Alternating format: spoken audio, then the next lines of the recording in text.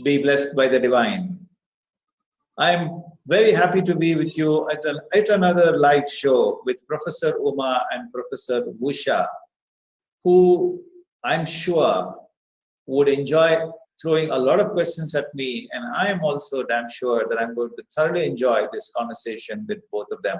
Both of them have been doing service as a voluntary professor in our Simplified Kundalini Yoga, and I was told by both of them that they're going to be asking certain generic questions that's going to benefit a whole lot of you who are now listening to the show. Welcome to the show, Professor Uma, Professor Usha. Be blessed by the divine. Thank you very much, sir. This is Uma Shrikant. I'm a Sky professor doing my service at Velachery MVKM Trust, and I'm associated with World Community Service Center for the past 15 years. This is my sister Usha.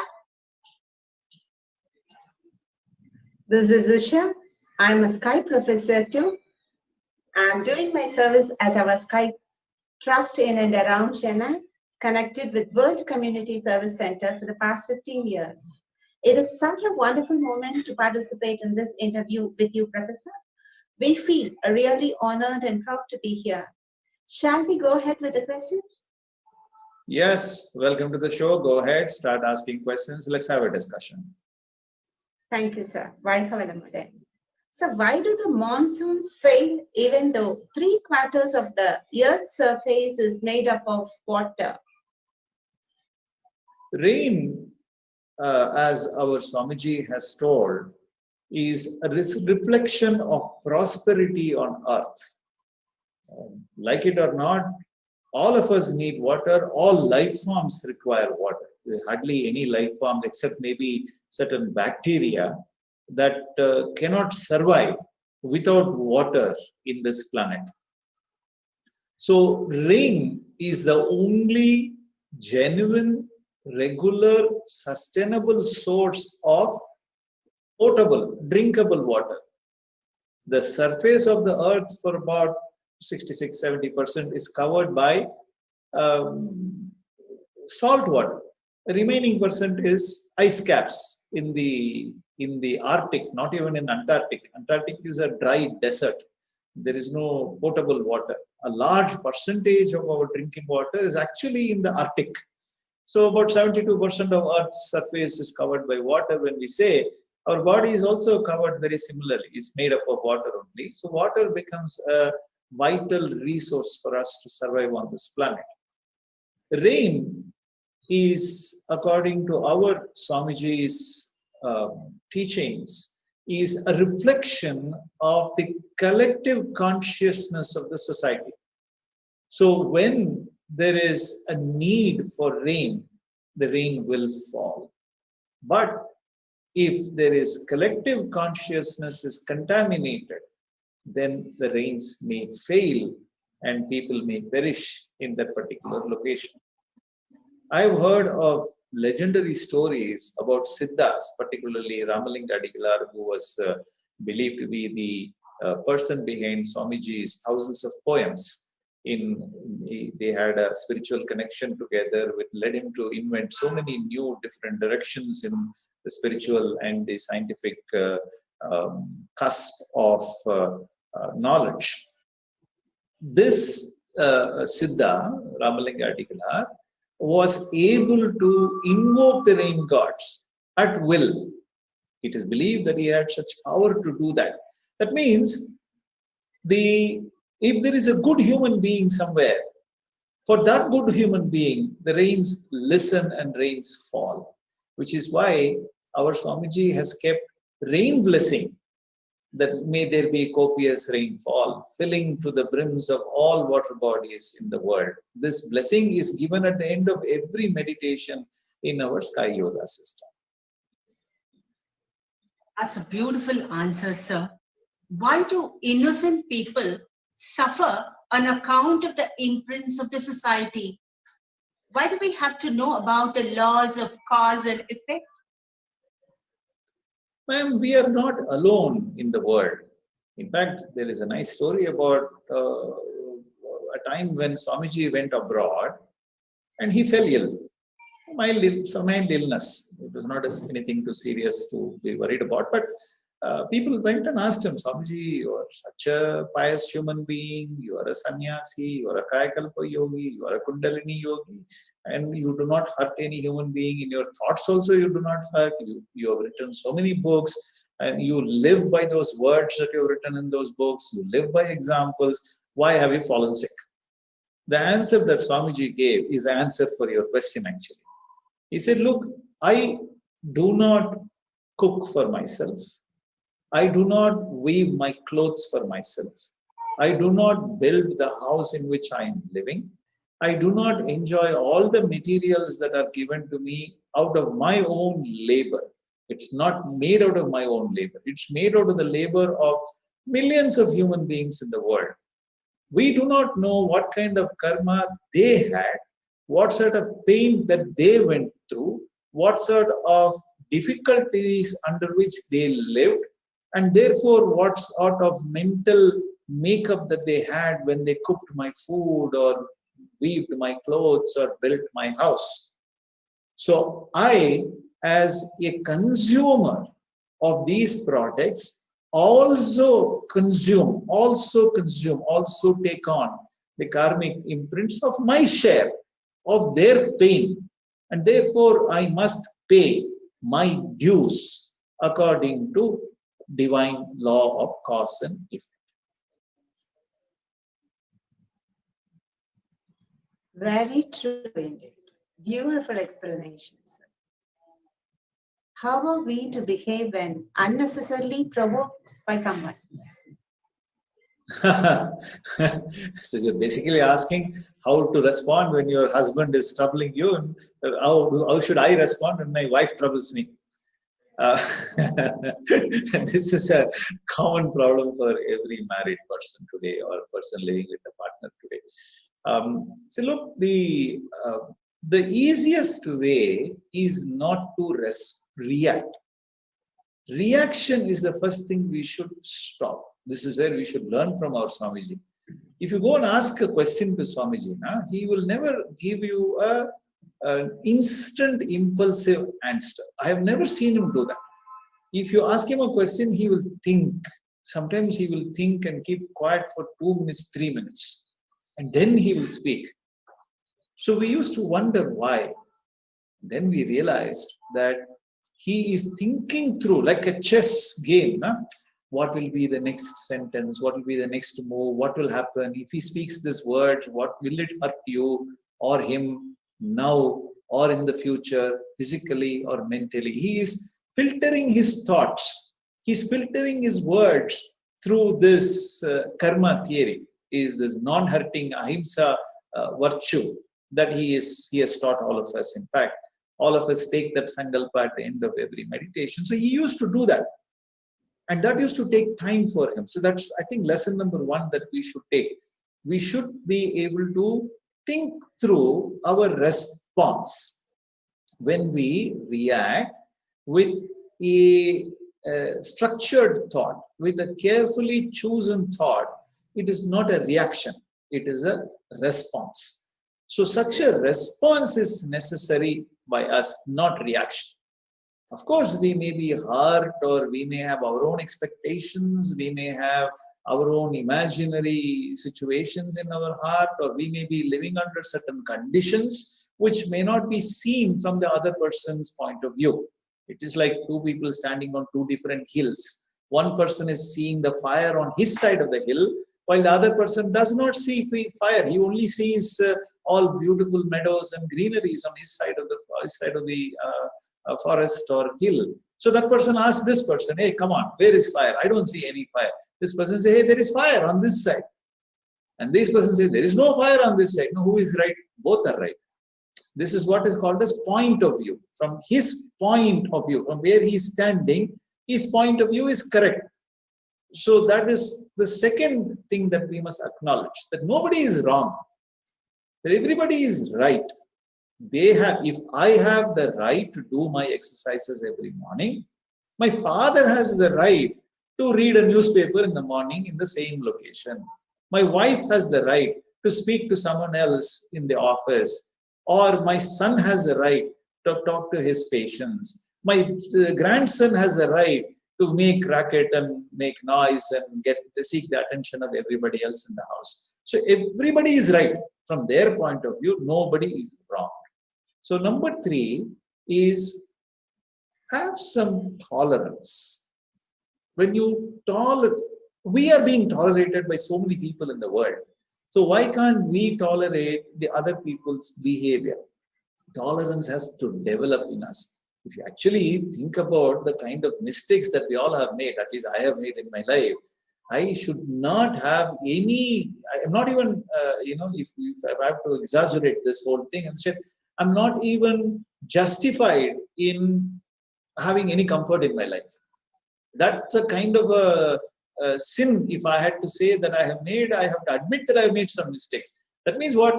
The universe, the almighty force, nature, tolerated my behavior and said, hey, you too are part of me. You must change yourself. I'll give you a chance. And there is no last chance in nature. It's always keeps giving us chances, keeps telling us, do this, do this, do this. I'll give you one more chance. You make mistakes, okay, I'll give you a little bit of pain. I will teach you. Pain is therefore a lesson in our life to change our way of living. So tolerance is something that we must develop in us. Sometimes adjustment also is necessary. Let us say, I need to do my exercises, meditation in peace. I live in a joint family. The safest is to wake up at 4:35 in the morning. Okay, I'm not an early morning waking guy at all. I wasn't at least for the first 50 years. I used to give excuse that I'm in an IT industry, so I used to work very late in the night. So I can sleep till late in the morning. So it became a habit. But in the last 4 or 5 years, when I realized that this is becoming a serious problem for me, I've adjusted my timings. I wake up at 4:35 in the morning, and by 5:36, I'm done with my meditation. Before the house wakes up, I'm finished. My meditation is over. So I'm peaceful now. So you have to adjust your timing according to the other people's needs. Sometimes sacrifice is necessary. Okay, COVID-19 times, everybody's at home. You can imagine how it will be, right? The youngest grandson is 1 year old. The oldest father of mine is 86 years old. All of us are there in the same house. So you need to sacrifice. You need to say, okay, so this is yours. You do this. This is yours. You do this. I will not interfere with you. I'm happy with whatever I have. So many things like this, I'm sure you would have done. So if you follow these 5 principles, I think you will be able to maintain peace within yourself. Very convincing reply, sir. One who studies himself only can come out with such a marvelous reply. Now tell me, what is our duty to God? Our duty to God is something that is very, very simple. Only 2 things God wants from us. God does not want our prayers.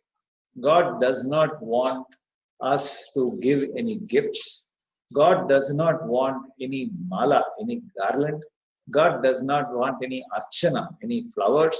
God does not want any food to be cooked and given on an auspicious day. He doesn't want you to wear any, silver and gold and any kind of silk clothes for him to bless you with anything. He doesn't want you to do anything at all. Actually, if there is one thing that doesn't want anything, it is God. So what does God want? God doesn't want anything, but it requires us. We need God. So it requires us to want 2 things to be able to be one with God. Those 2 things are our 2-fold moral principle. I, in my life, shall not cause hurt to anyone.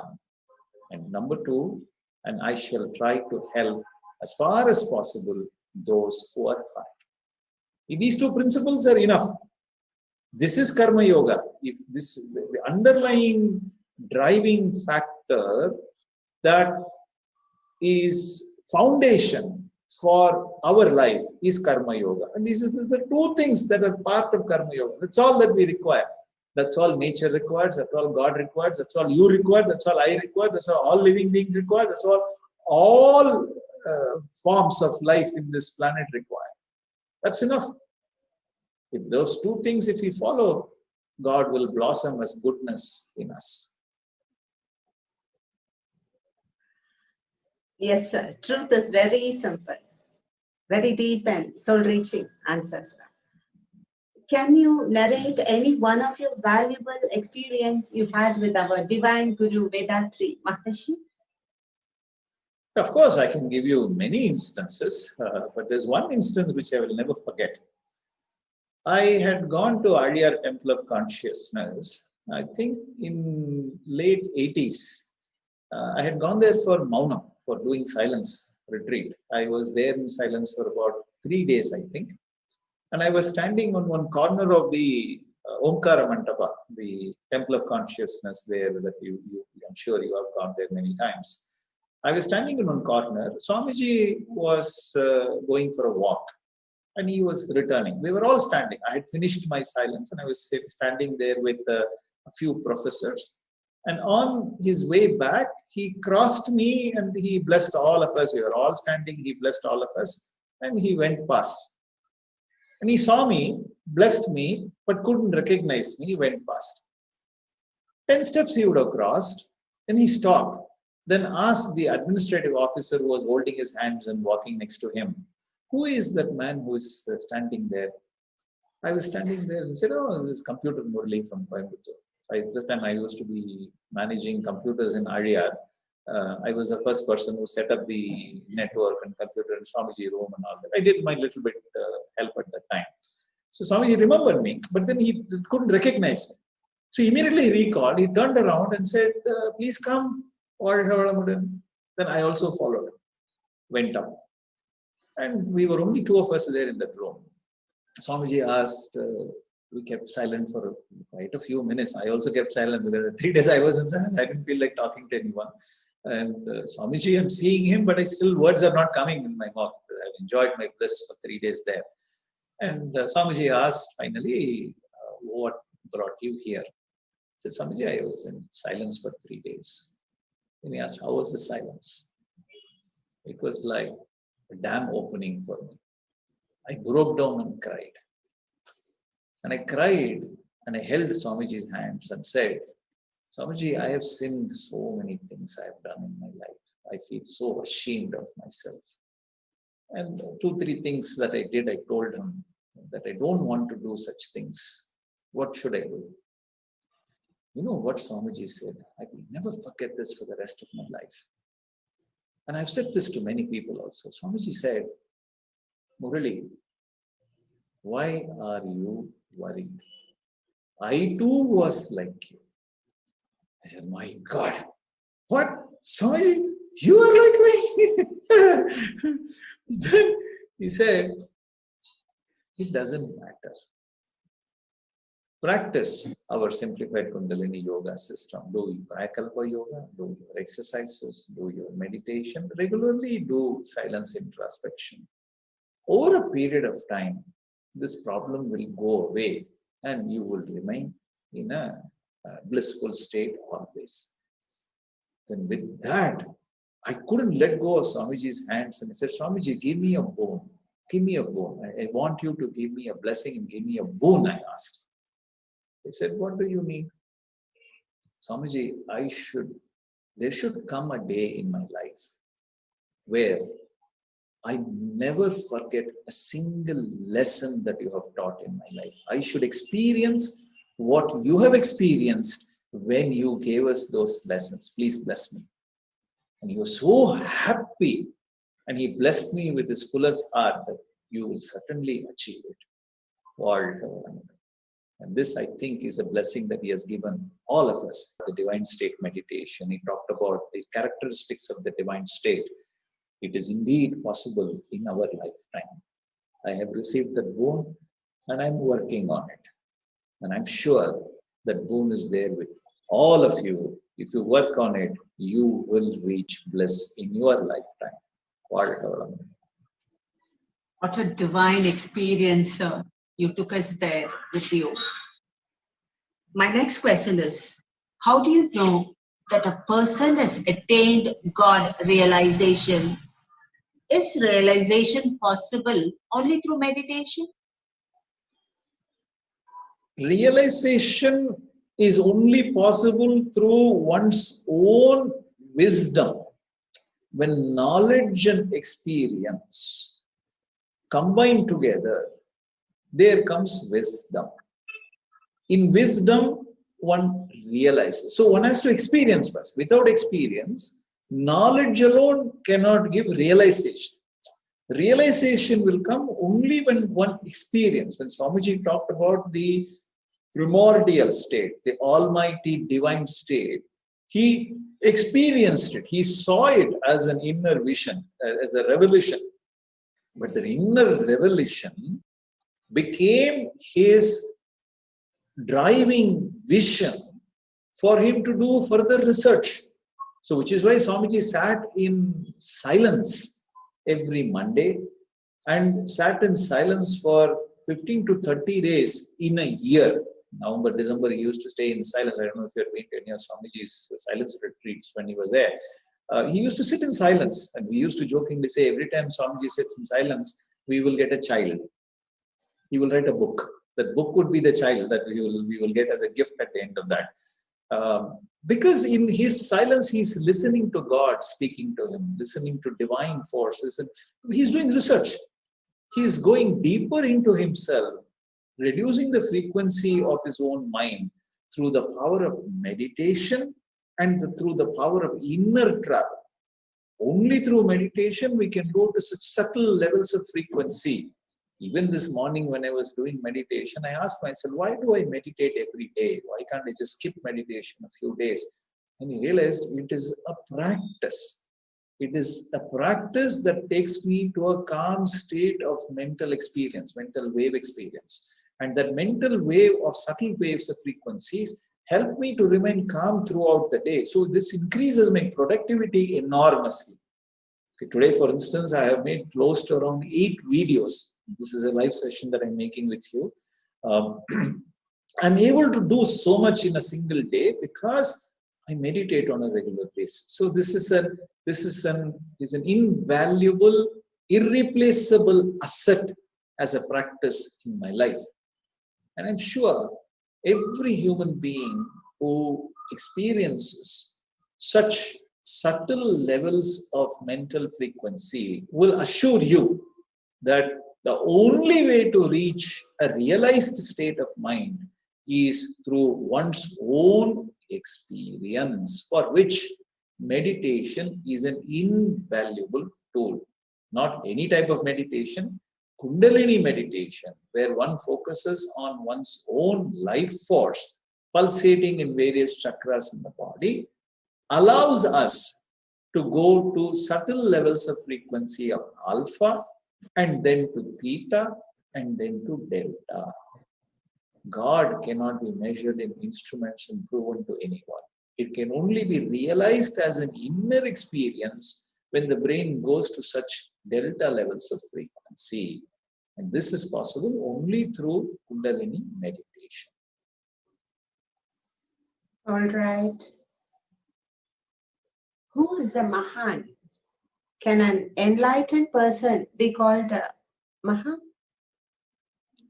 A person who is self-realized is a saint, a mahan. A self-realized soul will be an enlightened human being, and such a person will enlighten other human beings. He kindle the spirit in you and allow you, give you a path and guide you, lead you, support you in your path of spiritual freedom. So person who has achieved the spiritual freedom alone can be called as a mahan. That's a beautiful answer, sir. As far as I know, Vedatri Maharishi's Kayakalpa Yoga is not taught in any of the yogic practices. What is the topmost uses of Kayakalpa Yoga which you think that the whole mankind should be aware of? Kayakalpa Yoga was taken, not in the same form and shape in which Swamiji taught us, was taken to China.